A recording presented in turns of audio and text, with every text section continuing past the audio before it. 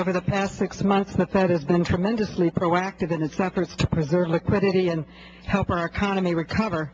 By some reports, when you add in the stimulus and other activities, our government has spent or guaranteed over $7 trillion. And the question I'm hearing from my constituents is not so much transparency going forward, but backwards. They would like to know how that money was spent and who were the counterparties and what were the guarantees.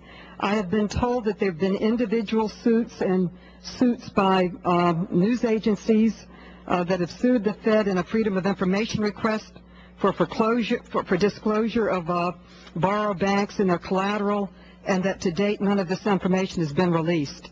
And not going forward on transparency. Everyone's talking about transparency, but what I keep hearing from my constituents, they want to know what happened to these guarantees. They want to know not just that it went to AIG, but then what did AIG do with it, and tracking that. And is that information available? Can you make that information available?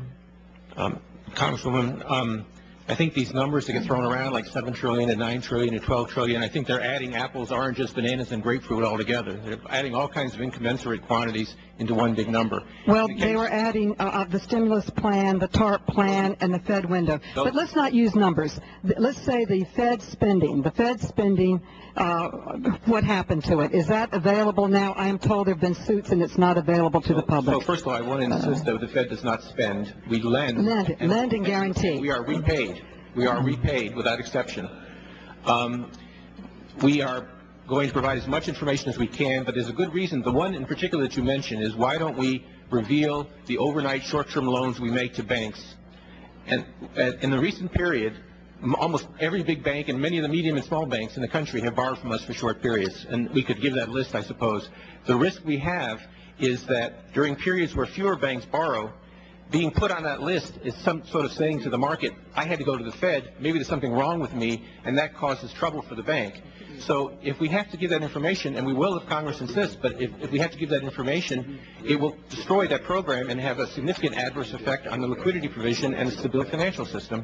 So that is one case where I think that there's that's nothing one case, but going on. in the law, in the guarantees, the sort of the bulk guarantees, certainly to know the counterparties and the guarantees there should be made available. Which one are you referring to? I would say the ones to the major banks, to AIG, those. The information about AIG and Bear Stearns and Bank of America and Citi there's a monthly report which is given to Congress, provides all the information, and we're happy to try to make sure that all that information is available to the Congress.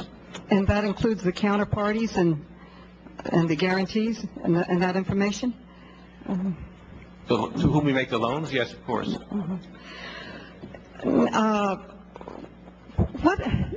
What gets me is we keep trying so many things, and what I'm hearing from the public and what I hear from my colleagues in Congress is that the loans are not getting out to the public.